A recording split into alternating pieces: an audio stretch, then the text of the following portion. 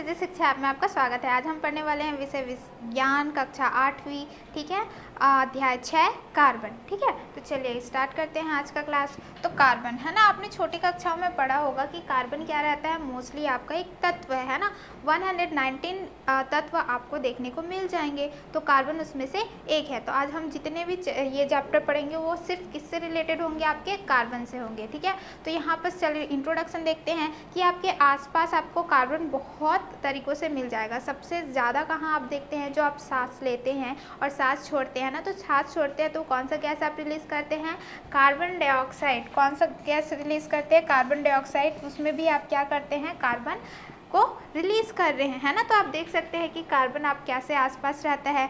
Second, आप क्या करते हैं, कागज़ को जलाते हैं, है ना, या फिर लकड़ी को जलाते हैं तो क्या होता है, उसमें से एक पदार्थ निकलता है। ठीक है, लकड़ी को जलाइए और फिर उसको पेपर में लिखिए तो कैसा आपको दिखाई देगा, काला कलर का दिखाई देगा। उसी प्रकार से क्या करते हैं, आप पेंसिल लेते हैं, पेंसिल को भी क्या बोलते हैं, कागज़ में लिखते हैं तो वो कैसा होता है, काला कलर का होता है। तो क्या लकड़ी का काला कलर और जो आप पेंसिल से लिखते हैं वो काला कलर दोनों सेम है कि नहीं है। ठीक है, तो इसका हम जैसे जैसे क्या करते जाएंगे, ये रीड करते जाएंगे, पढ़ते जाएंगे, वैसे वैसे आपको समझ में आता जाएगा। ठीक है, आपको ये भी पता चलेगा कि कार्बन कैसे आप ये उपयोग करते हैं। ठीक है, मैन्युफैक्चर में भी आप कैसे यूज़ करते हैं, इवन जो आप खाना खाते हैं उसमें भी कार्बन कैसे रहता है। ठीक है, तो चलिए सबसे पहले हम कार्बन को समझने के लिए क्या करेंगे, हम क्रियाकलाप करेंगे। ठीक है, क्रियाकलाप करते हैं तो उसके लिए क्या क्या हमको चाहिए रहेगा, मिट्टी का दिया, धातु का चम्मच या कांच की पट्टी, रुई की बत्ती, सरसों का तेल और माचिस। ठीक है, दिया तो आपको पता ही होगा, तो दिया आपको क्या करना है, लेना है। ठीक है,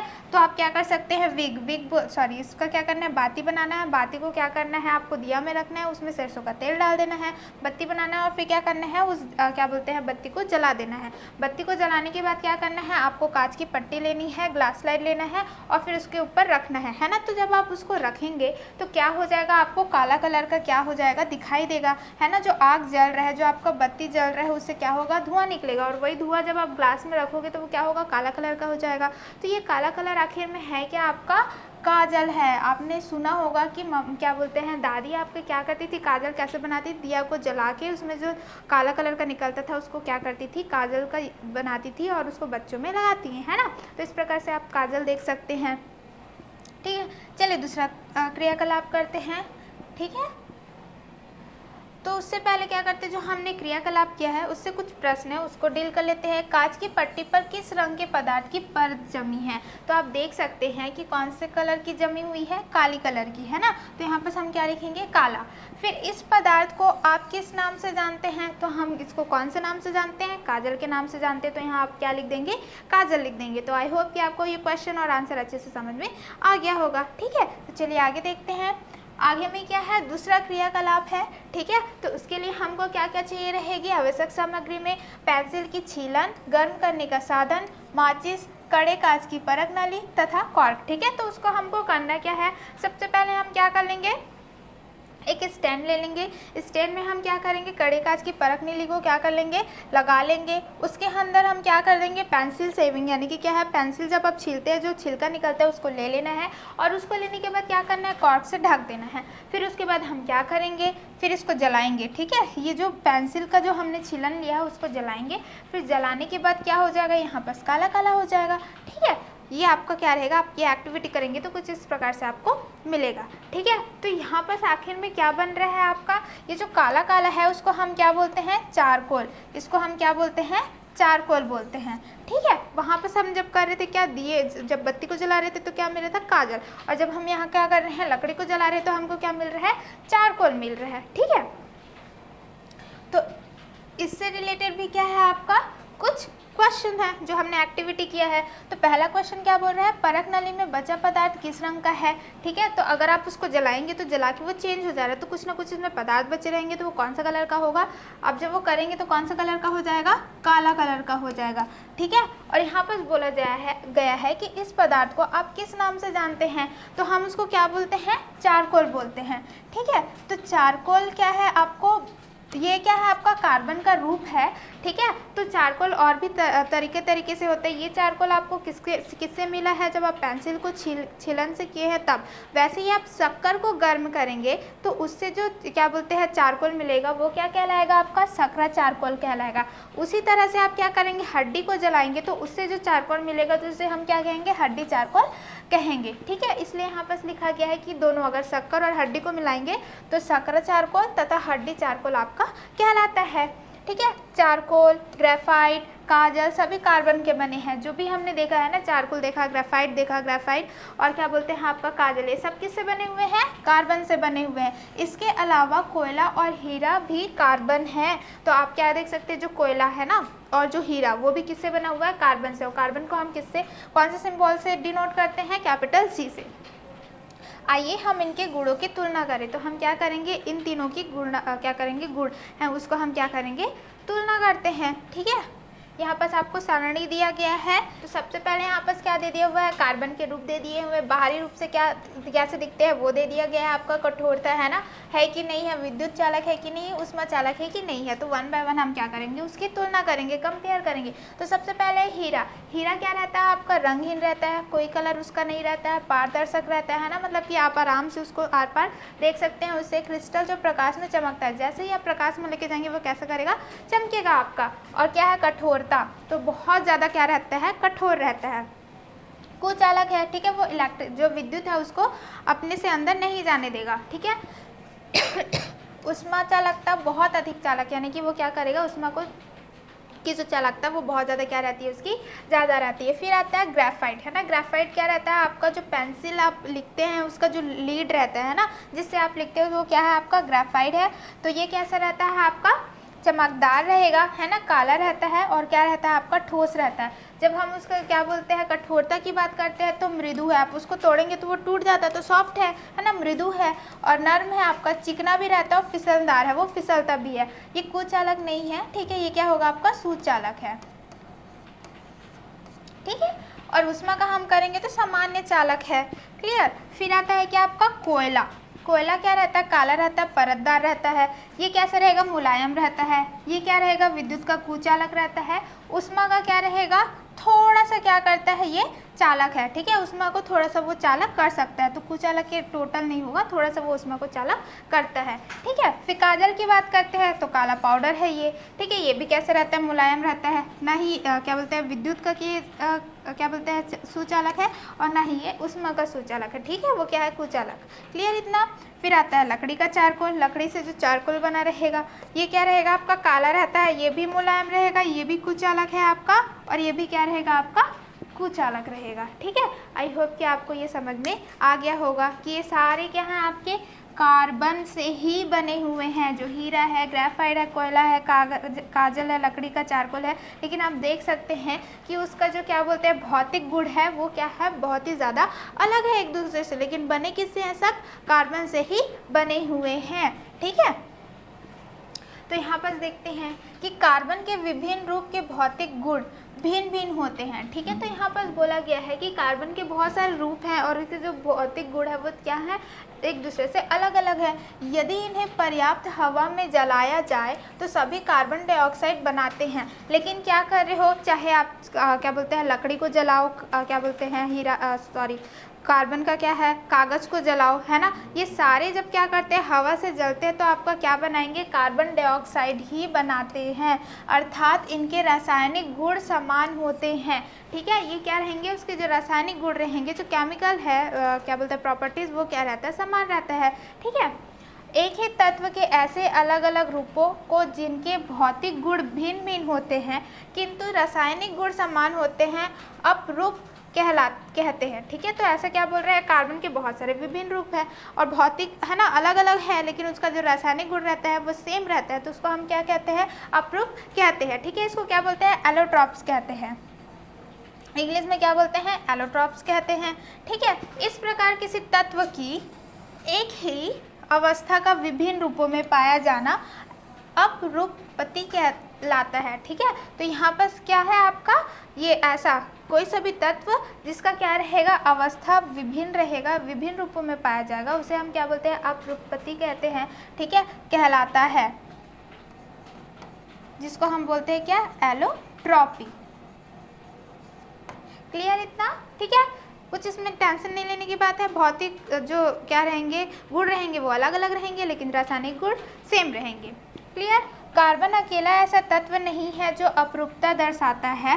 फास्फोरस, सल्फर, टीन सभी ठोस अवस्था में अपरूपता दर्शाते हैं। तो यहाँ वो ऐसे बोला जा रहा है कि सिर्फ कार्बन ही नहीं बल्कि फास्फोरस, सल्फर ऐसे हैं जो क्या करते हैं, अपरूपता दर्शाते हैं। ठीक है। आई होप कि आपको ये समझ में आ गया होगा कि आखिर में आपका क्या रहते हैं, अपरूप क्या है और आपका अपरूपता क्या है। क्लियर। तो चलिए आगे देखते हैं। तो इसमें बोला गया है, अब हम क्या करेंगे, फुलरिन है ना, फुलरिन के बारे में थोड़ा सा पढ़ते हैं कि आखिर ये है क्या। तो सन 1985 में रसायनज्ञों ने ग्रेफाइट को अत्यधिक उच्च ताप तक गर्म करके कार्बन का नया अपरूप बनाया। इसका अणु गोलीय होता है। तो 1985 में क्या क्या रसायनज्ञों ने क्या किया, ग्रेफाइट को है ना, ग्रेफाइट को बहुत ज़्यादा गर्म ताप में उसको क्या किया, जलाया, गर्म किया, फिर कार्बन का क्या हुआ, एक न्यू अपरूप बना, है ना। अपरूप मतलब क्या हो गया, उसका भौतिक रूप अलग रहेगा, रासायनिक रूप सेम रहेगा, वो बना। और उसको क्या नाम, वो क्या था जो अणु बना, वो कैसा था, आपका गोलीय था।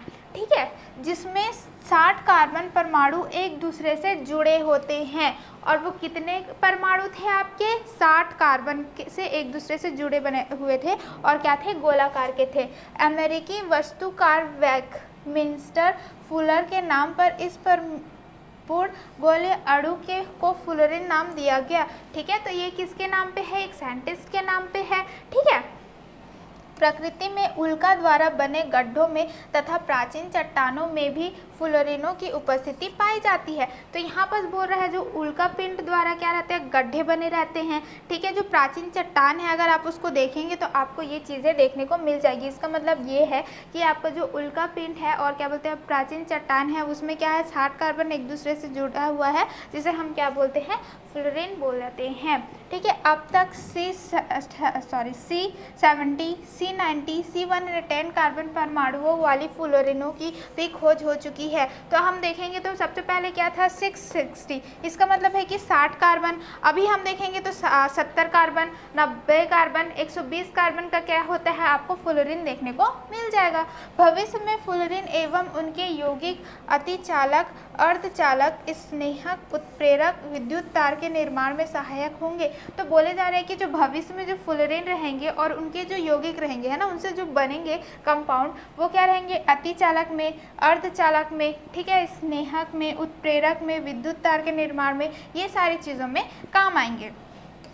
C60 आधारित यौगिक एड्स की रोकथाम में सहायता हो सकते हैं। तो यहाँ पर बोला जा रहा है जो क्या बोलते हैं, C60 मतलब कि 60 कार्बन से जो क्या बनेगा, आपका आधारित यौगिक बनेगा, जो भी कंपाउंड बनेगा वो क्या कर सकते हैं, एक क्या रहता है, डिसीज़ रहता है जिसको बोलते हैं एड्स, उसको रोकथाम में वो हेल्पफुल हो सकता है। ठीक है। तो आई होप कि आपको ये समझ में आ गया होगा। ठीक है। तो ये जो फुलरिन है बेसिकली क्या है, कार्बन के परमाणुओं को जोड़कर बना हुआ है। ये कौन सा फुलरिन, 60 कार्बन को, और आप भविष्य में क्या देख सकते हैं, और भी ज़्यादा कार्बन से जुड़े हुए फुलरिन को देख सकते हैं। ठीक है। तो चलिए आगे देखते हैं। और ये रहा आपका चित्र। ठीक है। तो आप देख सकते हैं एक जो अणु है वो क्या है, आपका कार्बन है, परमाणु, और ये कितने होंगे, टोटल आपका क्या रहेंगे, 60 रहेंगे। ठीक है। और वो क्या है, एक दूसरे से गोलाकार में देखिए जुड़े हुए हैं। ठीक है। जिसे हम क्या बोलते हैं, फुलरिन बोलते हैं। ठीक है। क्लियर। तो चलिए आगे देखते हैं। अब हम पढ़ेंगे क्या, कार्बन के अपरूपों के उपयोग। ठीक है। तो जितने भी उसके अपरूप होते हैं उसका हम क्या देखेंगे, यूज़ देखेंगे कि कहाँ कहाँ पर आता है। तो आइए इनका हम कहाँ कहाँ उपयोग करते हैं जानते हैं। ठीक है। तो सबसे पहले तो जो कार्बन है उसका बहुत सारा अवरूप तो होता ही है, साथ में आपको जंतुओं और वनस्पतियों में भी देखने को मिल जाएगा। अगर आप अपने चारों ओर भी देखेंगे तो वो लकड़ी से है, पेपर है ना, आपका क्या बोलते हैं जो पेंसिल है, हीरा है, ये सारे आपको क्या है, कार्बन से बने हुए। तो उसी को हम क्या करेंगे, देखेंगे कि कहाँ कहाँ पर वो यूज़ होता है। तो सबसे पहले हम कहाँ देखें, किसको देखेंगे, हीरा। ठीक है। तो हीरा क्या है, आपका ज्वेलरी में, है ना, उसके लिए यूज़ होता है। क्यों होता है, क्योंकि वो बहुत ही ज़्यादा क्या रहता है, चमकदार रहता है। तो देखते हैं कि आखिर में इतना चमकदार होता क्यों है। क्योंकि जब हीरा बनाया रहता है तो उसको ऐसे बनाया रहता है कि कभी भी क्या होता है, इस टाइप का मोस्टली है ना। तो कभी भी क्या होता है, जब सूर्य का प्रकाश होता है तो उस टाइप से कटा होता है कि वो बहुत बार रिफ्लेक्ट करता है और फिर उसके बाद निकलता है। तो इतना ज़्यादा रिफ्लेक्ट करने के बाद, है ना, मतलब कि परावर्त होने के बाद के वजह से ही क्या होता है, वो बहुत ही ज़्यादा चमकदार होता है। ठीक है, इसलिए उसको क्या किया जाता है, आपका गहनों में उपयोग किया जाता है। ठीक है, कई बार पूर्ण आंतरिक परावर्तन होता है। ठीक है, चमकता क्यों है, क्योंकि बहुत बार क्या होता है, परावर्त होता है बाहर निकलने से पहले।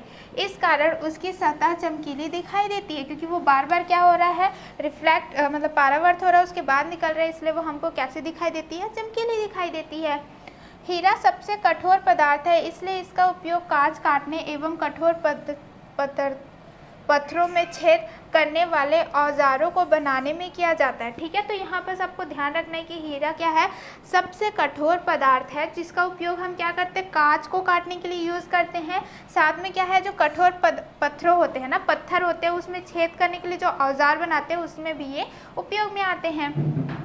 शल्य चिकित्सा के उपकरणों, ठीक है, आपका क्या रहता है, जो सर्जरी करते रहते हैं उसमें उपकरण होता है ना, जैसे कि आपका नाइफ हो गया, ब्लेड हो गया, ये सारी चीज़ें किससे बनी होती हैं, चाकू इत्यादि में भी हीरे, है ना, हीरे का उपयोग किया जाता है। तो उसके उपकरण, है ना, जो भी आपका शल्य चिकित्सा होता है उसके उपकरण में बनने में क्या करते हैं, हेल्प रहते हैं। तो आई होप कि आपको हीरे का उपयोग समझ में आ गया होगा। ठीक है, तो चलिए दूसरे अपरूप के यूज़ को देखते हैं। तो दूसरा हम देखेंगे ग्रेफाइट। ठीक है, तो पेंसिल के लेड बनाने में, है ना, तो यहाँ पर जो आपका पेंसिल लिखते हैं उसको बनाने में आप ग्रेफाइट यूज़ करते हैं। चूँकि ग्रेफाइट का गलनांक उच्च होता है, अतः उच्च ताप सह क्रूसिबल छोटा पात्र बनाने में इसका उपयोग किया जाता है। ठीक है, तो यहाँ पर बोला जा रहा है जो ग्रेफाइट है उसका उच्च ताप गलनांक, क्योंकि बहुत ज़्यादा ताप दोगे तब जाके वो पिघलता है, तो उसी चक्कर में उसको क्या बोलते हैं, क्रूसिबल। क्रूसिबल मतलब होता है छोटा पात्र बनाने में उपयोग होता है, जो आपका लैबोरेटरी होते हैं ना उसमें ये यूज़ होता है। विद्युत सुचालक होने के कारण, ठीक है, इलेक्ट्रोड के रूप में शुष्क सेलों में इसका प्रयोग होता है। तो यहाँ पर क्या है, विद्युत का सुचालक है, इस वजह से वो क्या होता है, ड्राई सेल में क्या होता है, एज अ इलेक्ट्रोड यूज होता है। क्लियर। ग्रेफाइट का उपयोग काला पेंट एवं छपाई की स्याही बनाने में किया जाता है। तो यहाँ पर क्या है, आपका जो काला कलर का पेंट है उसमें यूज़ होगा। ठीक है, जो प्रिंटर होता है ना काला कलर का, उसमें भी क्या रहता है, स्याही के रूप में ये उपयोग में आता है। पांचवा, प्लास्टिक के साथ ग्रेफाइट मिलकर हल्का तथा मजबूत पदार्थ बनाता है। तो क्या कर सकते हैं हम, प्लास्टिक के साथ ग्रेफाइट को मिला देंगे, है ना, तो मिलाने से वो हल्का भी रहता है प्लस क्या रहता है, मजबूत भी रहता है, जिसका उपयोग मछली पकड़ने की बंसी, साइकिलों के फ्रेम, अंतरिक्ष यानों की पुर्जे, डिश एंटीना तथा टेनिस रैकेट बनाने में किया जाता है। मतलब क्या करें हम, प्लास्टिक को क्या करें, ग्रेफाइट से मिला दे रहे हैं, वो हल्का भी है, मजबूत है, तो हम मछली पकड़ने की बंसी में है ना, फिर साइकिल का जो फ्रेम बनाते हैं उसमें आदि में हम उपयोग में लाते हैं।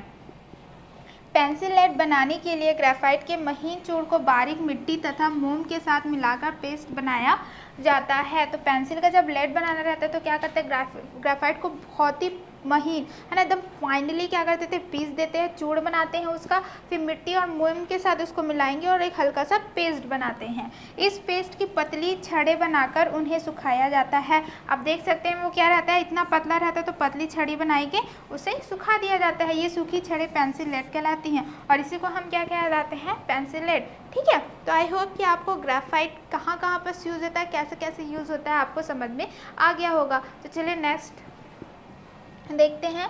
ठीक है, तो नेक्स्ट है आपका काजल, है ना, जिसको हम क्या बोलते हैं, लैम्प ब्लैक। तो यहाँ पर कहाँ यूज़ होता है, आपका स्याही और काला रंग बनाने में। ठीक है, जो भी आपका इंक होता है, स्याही होता है, उसको बनाने में, वो भी काला स्याही बनाने में, और क्या बोलते हैं, काला रंग बनाने में, टायर तथा प्लास्टिक में पूरक के रूप में। ठीक है, और क्या बोलते हैं, टायर बना रहे हैं, प्लास्टिक बना रहे हैं, तो उसके पूरक के रूप में भी इसका उपयोग किया जाता है। ठीक है, फिर आता है कोयला। तो कोयला क्या रहता है, ईंधन के रूप में उसको जलाओगे तो क्या होता है, आपका आग जलता है, तो उसी से खाना बनाते हैं, है ना, या तो फिर बड़े बड़े फैक्ट्रीज में कोल यूज़ किया जाता है। तो वो कैसा यूज़ हो रहा है, ईंधन के रूप में। कुछ धातुओं जैसे लोहे के निष्करण में, ठीक है, जितना भी हम देखते हैं कि जो लोहा है वो अलग से नहीं मिलता, बहुत सारे और धातुओं के साथ वो मिलता है, तो उसको अलग करने के लिए क्या रहता है, निष्करण में किसका यूज़ किया जाता है, कोयला का यूज़ किया जाता है। ठीक है, आई होप कि आपको क्या बोलते हैं, काजल और कोयला का जो यूज़ है वो समझ में आ गया होगा। ठीक है, तो चलिए नेक्स्ट देखते हैं।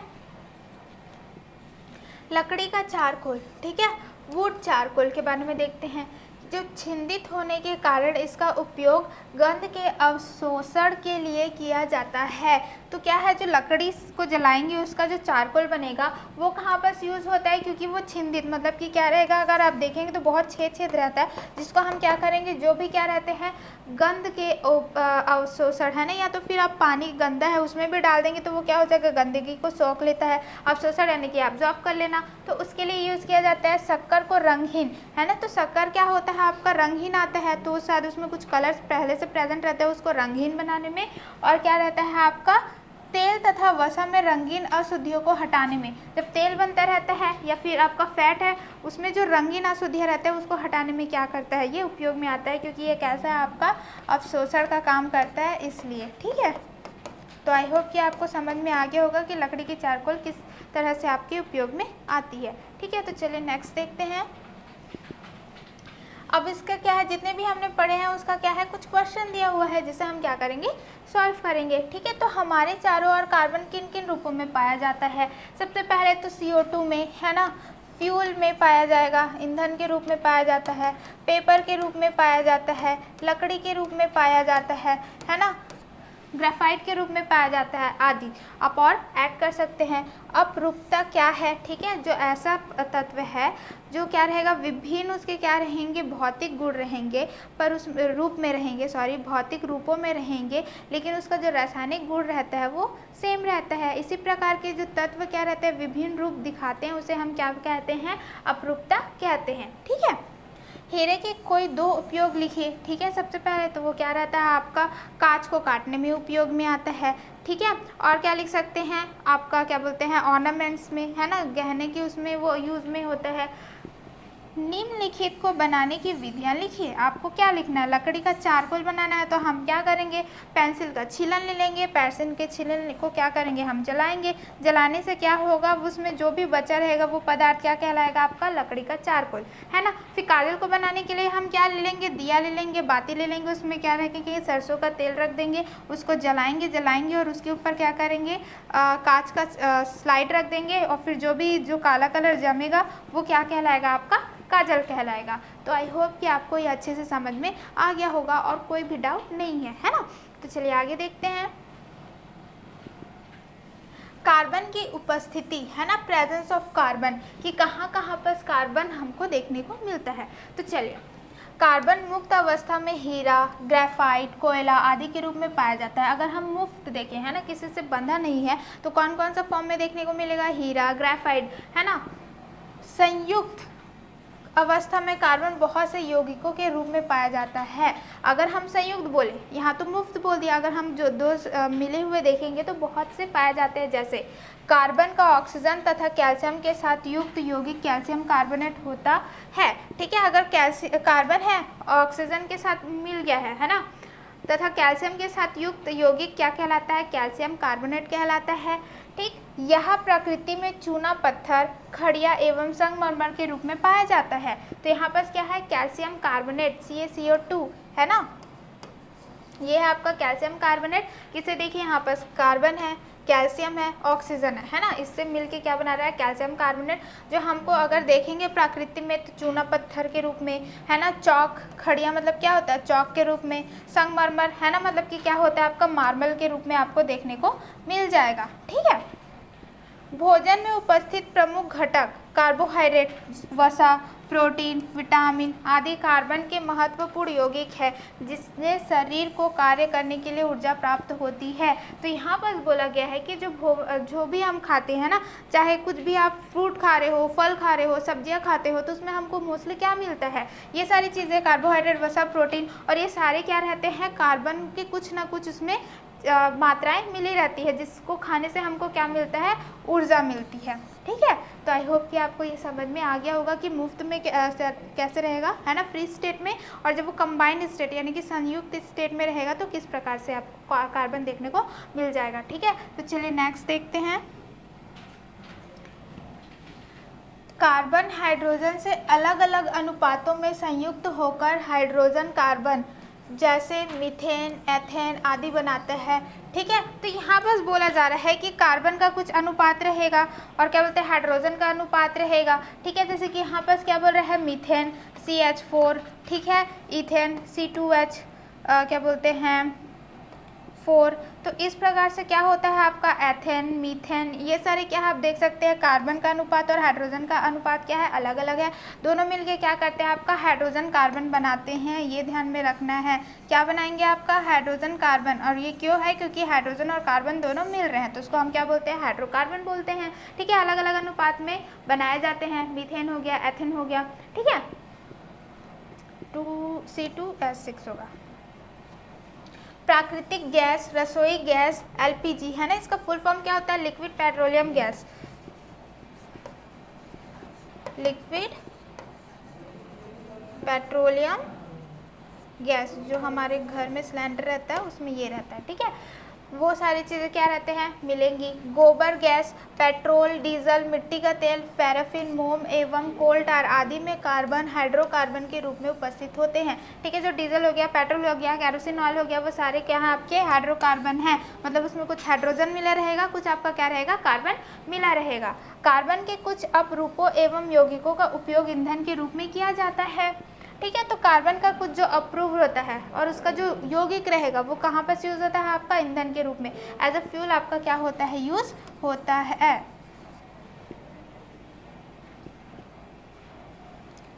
अब आप कुछ ईंधनों के नाम कॉपी में लिखें जिनका उपयोग प्रायः घरों में किया जाता है, ठीक है। तो कुछ लिखना है, आप क्या लिख सकते हैं मिट्टी का तेल लिख सकते हैं, है ना, LPG आप लिख सकते हैं, कोयला लिख सकते हैं, ये सारे क्या हैं आपके ईंधन हैं जो क्या बोलते हैं जो आप घर में यूज़ करते हैं, ठीक है। तो चलिए आगे देखते हैं। जलना वह दहन, ठीक है, बर्निंग एंड कंबसन। तो दहन किसको बोलते हैं, जलना किसको बोलते हैं।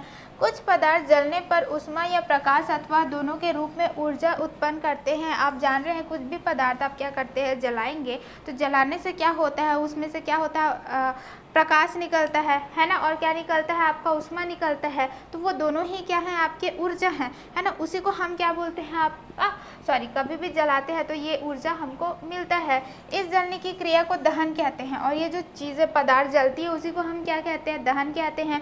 आइए इसको समझने के लिए कुछ प्रयोग करते हैं, ठीक है, कि आखिर में दहन क्या है उसको और अच्छे से समझने के लिए हम क्या करेंगे प्रयोग करेंगे। तो चलिए करते हैं।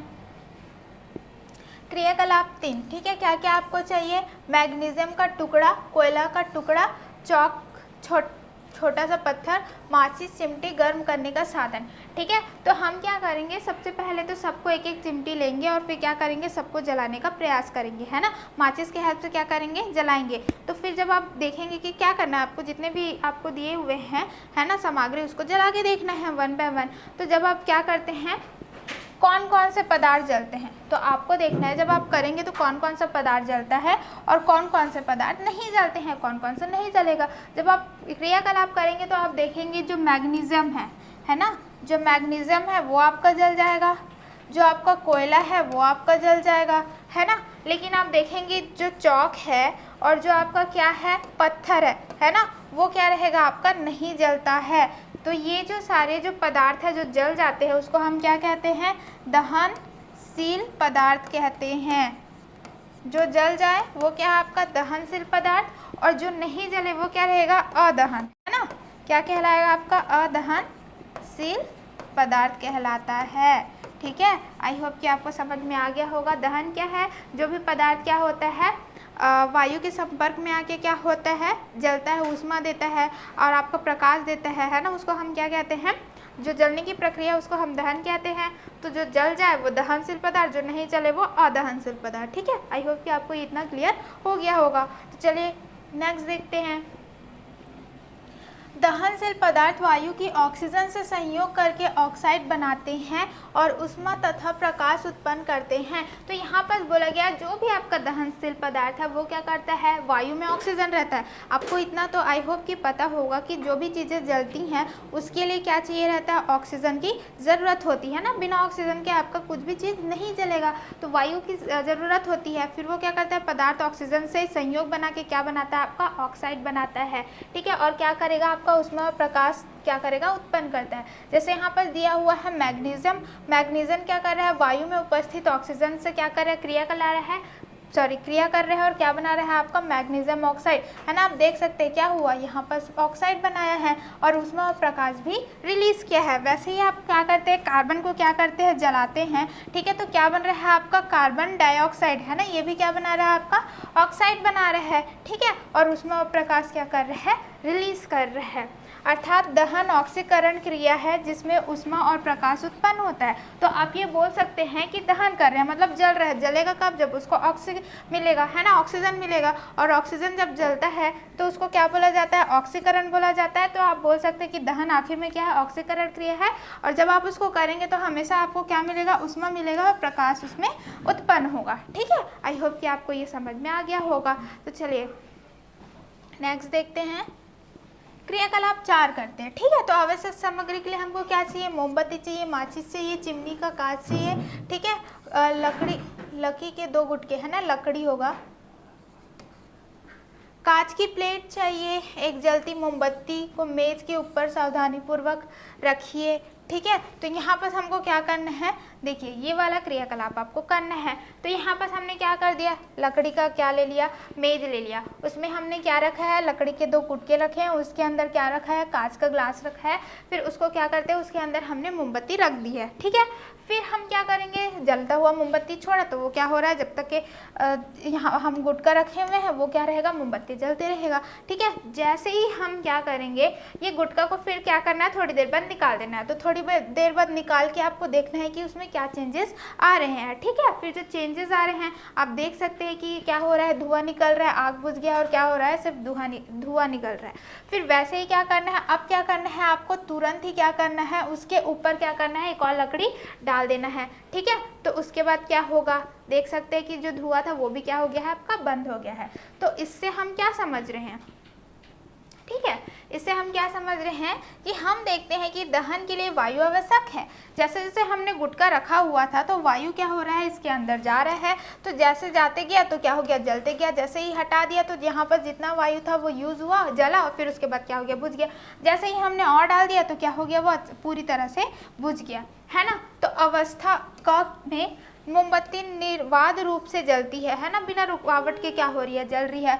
अवस्था ख में ज्वाला में कंपन होता है और धुआं उत्पन्न होता है। अब क्या हो रहा है, धीरे धीरे फड़फड़ाने लग रहा है और क्या हो रहा है, धुआं उत्पन्न हो रहा है। अवस्था ग में ज्वाला बुझ जाती है, क्यों, क्योंकि हमने क्या है, नीचे से भी हवा निकाल दिया और ऊपर से भी जो थोड़ा बहुत था वो भी गायब। तो क्योंकि उसे वायु उपलब्ध नहीं हो पाती, ठीक है, क्यों, वायु उपलब्ध नहीं हो पा रही है। तो इससे हमें क्या पता चलता है कि कुछ भी चीज़ों को जलना है तो उसके लिए क्या आवश्यक है, आपका वायु बहुत ही ज़्यादा आवश्यक है, ठीक है। तो आई होप कि आपको ये समझ में आ गया होगा।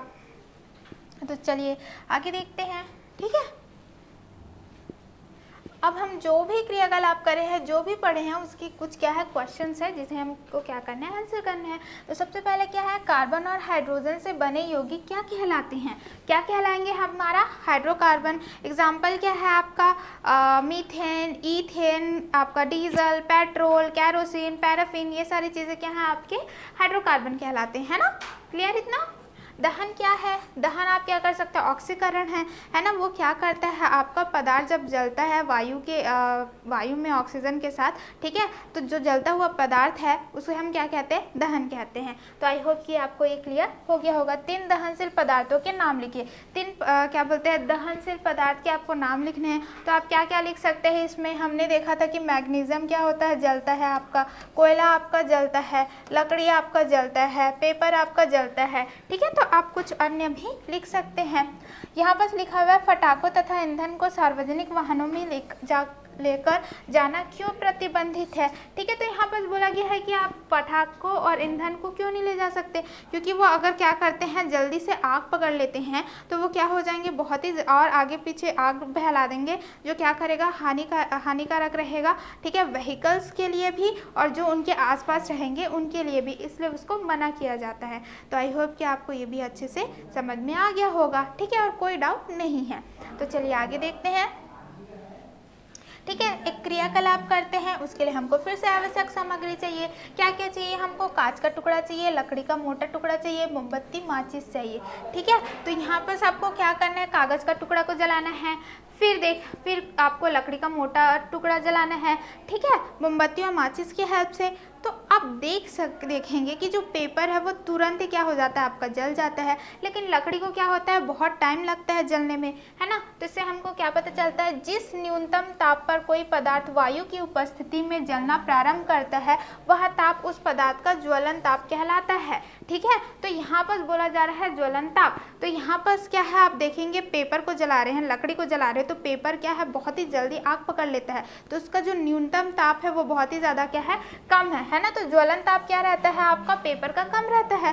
ठीक है, जहाँ से वो जलना स्टार्ट करता है, जैसे मान के चलो तुरंत क्या हो रहा है, 1 मिनट लग रहा है उसको, नहीं 1 सेकेंड लग रहा है। ठीक है, तो 1 सेकेंड क्या है, उसका न्यूनतम ताप है।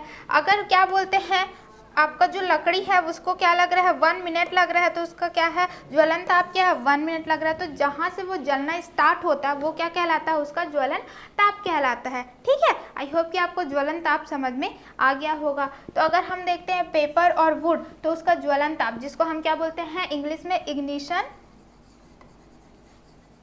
टेम्परेचर। ठीक है,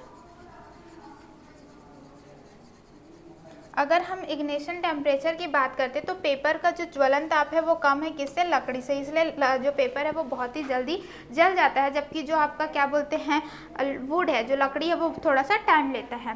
ठीक है, वही बात हम जब पेट्रोल और कैरोसिन की करते हैं तो पेट्रोल बहुत जल्दी जलता है, किसके, कैरोसिन के कंपेरिजन में। इसलिए आप देखेंगे जो आपका लालटेन रहता है ना, उसमें हम पेट्रोल यूज़ नहीं करते बल्कि कैरोसिन यूज़ करते हैं, क्योंकि पेट्रोल जलता है, फिर वाष्प बनता है और बहुत ही ज़्यादा जल्दी से जल जाता है। ठीक है, इसलिए हम लालटेन में क्या यूज़ करते हैं, कैरोसिन, क्योंकि इसका ज्वलन ताप कम है। केवल वे ही ठोस तथा द्रव पदार्थ जो गर्म करने पर वाष्पित हो जाते हैं ज्वाला के साथ जलते हैं। ठीक है, तो यहाँ पर क्या बोल रहे हैं, जो भी आपके ठोस पदार्थ है या फिर द्रव्य पदार्थ है, जो क्या करेंगे, आप जलाएंगे, गर्म करते हैं, तो उसमें वाष्पित मतलब कि क्या बनता है, आपका वाष्प निकलता है, उसे वो ही ज्वाला के साथ जलता है। जैसे कि आप देख सकते हैं कि आप क्या करेंगे, लकड़ी को जलाएंगे, तो लकड़ी को जलाएंगे तो पहले क्या रहता है, ज्वाला के साथ जलता है, फिर धीरे धीरे ज्वाला बंद हो जाता है ना। लेकिन आप कपूर को जलाएंगे तो मोमबत्ती को जलाएंगे तो वो हमेशा ज्वाला के साथ क्या रहता है, जलता है। ऐसा क्यों होता है, क्योंकि आप क्या करते हैं, मोमबत्ती को जलाते हैं तो ये जो मुंह में पिघल के क्या करता है, आपका वाष्प बनता है, और वही वाष्प क्या होता है, आपका ज्वाला करता है। तो इसलिए बोला गया है, चाहे वो लिक्विड है, चाहे वो आपका क्या है, द्रव पदार्थ हो, जो भी वाष्प बनाता है वो ज्वाला के साथ जलेगा। ठीक है, ज्वाला वह क्षेत्र है जहाँ पर गैसीय पदार्थों का दहन होता है, और ज्वाला क्या है, ज्वाला क्या है, वह क्षेत्र है जहाँ पर क्या होता है, जो गैसीय पदार्थ का दहन होता है। क्लियर इतना, जो गैस है वो पदार्थ का क्या रहेगा, वाष्प जल रहा है ना, तो ये क्या है, आपका गैसीय पदार्थ है, उसी को हम क्या कहते हैं, ज्वाला कहते हैं। इसलिए सभी गैसीय दहनशील पदार्थ ज्वाला उत्पन्न करते हैं। इसलिए जो भी गैसीय पदार्थ, दहनशील पदार्थ है, वो क्या करेंगे, आपका ज्वाला करेंगे, क्योंकि वो गैस बना रहे हैं, वहीं से तो क्या होता है, ज्वाला जलता है। ठीक है, तो आई होप कि ये आपको समझ में आ गया होगा कि आपका ज्वलन ताप क्या है। ठीक है, तो चलिए इसको आगे देखते हैं। क्रियाकलाप 6 करते हैं। ठीक है, तो उसके लिए क्या चाहिए आपको, मोमबत्ती, माचिस। ठीक है, उसको क्या करना है, सिर्फ आपको जलाना है और फिर आपको क्या करना है, उसका अवलोकन करना है ना। मोमबत्ती को जलाकर उसकी ज्वाला के आकार का कम प्रकाश में अवलोकन कर चित्र बनाइए एवं ज्वाला के विभिन्न रंगों को लिखिए। तो यहाँ पर हमने जला लिया, आप देख सकते हैं कि बाहरी क्षेत्र है, ठीक है, ब्लू कलर का जल रहा है, मध्य क्षेत्र है, ऑरेंज कलर का जल रहा है, भीतरी क्षेत्र है जो काला कलर का। ठीक है, तो इस प्रकार से आपको जला के सिर्फ वो कौन से कलर का है और कैसे जल रहा है, कौन है, उसको सिर्फ नोटिस करना है। क्लियर इतना, चलिए इसको आगे देखते हैं। क्रियाकलाप 7 करते हैं। ठीक है, उसके लिए हमको क्या चाहिए, मोमबत्ती, माचिस, लकड़ी की छिपियाँ। ठीक है, तो इसमें हमको क्या करना है, सबसे पहले तो लकड़ी की छिपिया को क्या करना है, अलग अलग जगह पे रखना है। ठीक है, सबसे पहले आप क्या करेंगे, बाहर में रख देंगे, फिर उसके बीच में रख देंगे, फिर उसके क्या करते हैं, सबसे लास्ट में रख देंगे, और फिर क्या करना है, आपको अवलोकन करना है कि कौन सा जल रहा है, कौन सा नहीं जल रहा है तो कितना जल रहा है, ये सारी चीज़ें आपको देखनी है। ठीक है, तो सबसे पहले हम देखेंगे कि अपने प्रयोग और अवलोकनों के आधार पर हम पाते हैं कि मोमबत्ती की ज्वाला में विभिन्न रंग और ताप वाले 3 क्षेत्र होते हैं। ठीक है, तो जो मोमबत्ती रहेगा वहाँ पर क्या रहेगा, 3 क्षेत्र रहेगा, और अलग अलग कलर का रहेगा, ठीक है। तो सबसे भीतरी क्षेत्र गहरा होता है। अगर हम सबसे लास्ट वाला देखते हैं, भीतरी देखते हैं, तो वो कैसा रहता है, गहरा रहता है। यह ज्वाला का सबसे ठंडा भाग होता है और ये क्या रहेगा, ज्वाला का सबसे ठंडा भाग रहेगा। इस क्षेत्र में दहनशील पदार्थ मोम की गर्म वाष्प होती है। क्या होगी वहाँ पर, भीतरी क्षेत्र है, गहरा है, ठंडा है, यहाँ पर क्या मिलेगा आपको, वाष्प मिलेगा, ठीक है। इस क्षेत्र में दहन की क्रिया नहीं होती और यहाँ पर क्या होता है, दहन की क्रिया नहीं होती, जलता ही नहीं है, क्योंकि इसमें दहन के लिए ऑक्सीजन प्राप्त नहीं होता। ये सबसे अंदर होने की वजह से क्या होता है, इसमें ऑक्सीजन नहीं आता है। अगर ऑक्सीजन नहीं आएगा तो वो जलेगा नहीं, ठीक है। और यहाँ पर आपको याद रखना है कि ये क्या रहता है, वाष्प रहता है इसमें। आई होप कि आपको ये इनर वाला समझ में आ गया होगा, सबसे भीतरी, ठीक है। फिर अगर हम देखेंगे बीच का, है ना, मध्य क्षेत्र चमकीला एवं दीप्त क्षेत्र होता है, ठीक है। तो मध्य की बात करेंगे तो कैसे रहेगा, चमकीला होगा, और कैसे रहेगा, दीप्त क्षेत्र का रहेगा। इस क्षेत्र में ईंधन आंशिक रूप से जलकर कार्बन कण बनाते हैं। तो यहीं पर क्या हो गया, ये आपका भीतरी हो गया और ये वाला क्या हो गया, आपका मध्य हो गया। ये कैसा है, आपका चमकीला रहता है और यहाँ पर क्या रहेगा, पूरा जो ईंधन है वो अच्छे से क्या होता है, जलता है, ठीक है, कार्बन का कण बनाता है और जो गर्म होने के कारण चमकते हैं। और जैसे ही वो क्या होते हैं, कार्बन कण जो होते हैं गर्म होते हैं तो वो चमकीले हो जाते हैं। ज्वाला का सबसे बाहरी क्षेत्र हल्के नीले रंग का होता है और ये ज्वाला का अगर हम देखेंगे तो कैसा रहेगा, आपका हल्का नीला क्षेत्र का रहेगा, ठीक है। कैसा रहेगा, हल्का नीला क्षेत्र का रहेगा, ठीक। इस क्षेत्र में वायुमंडलीय ऑक्सीजन इनसे अच्छी तरह मिल जाती है, जिससे लगभग पूर्ण दहन होता है। यह सबसे गर्म क्षेत्र है, इसका ताप उच्चतम होता है, ठीक है। अगर हम आउटर को देखेंगे तो वो क्या रहेगा, नीला कलर का रहेगा। क्यों, क्योंकि इसमें क्या रहेगा, अच्छे से ऑक्सीजन मिलता है, अच्छे से ऑक्सीजन मिलता है तो वो बहुत अच्छे से और क्या होता है, जलता है, ठीक है। इसलिए क्या रहता है, इसमें पूर्ण दहन होता है, इसमें हाफ रहता है, इसमें होता ही नहीं है, ठीक है। इसलिए वो सबसे गर्म क्षेत्र है, इसका ताप क्या रहता है, उच्चतम रहता है। 3 ठोक हमको देखने को मिल जाएगा, उसमें से सबसे ताप किसका रहेगा, उच्चतम, आपका सबसे बाहर वाला में रहेगा। तो आई होप कि आपको ये समझ में आ गया होगा, ठीक है। यहाँ पर आप देख सकते हैं, क्लियर इतना कि ये वाला आपको ब्लू कलर का हो रहा है, यहाँ पर ऑक्सीजन अच्छे से मिल रहा है तो बहुत अच्छे से क्या हो रहा है, जल रहा है। और ये क्या रहेगा, आपका उच्चतम ताप रहेगा। फिर ये क्या है, आपका ये इसमें आधा मिलता है आपको ईंधन, है ना, जो क्या रहेगा, आपका कार्बन के कण बनाता है, जो और जलेगा तो आपको चमकता है। यहाँ पर वाष्प रहता है, यहाँ पर कोई भी ऑक्सीजन नहीं रहता, जिसकी वजह से ये सबसे ठंडा रहता है। तो आई होप कि आपको इसमें से कोई भी डाउट नहीं है, ठीक है। तो अब हम मिलेंगे आपको नेक्स्ट क्लास में, इसको कंटिन्यू करते हुए। धन्यवाद।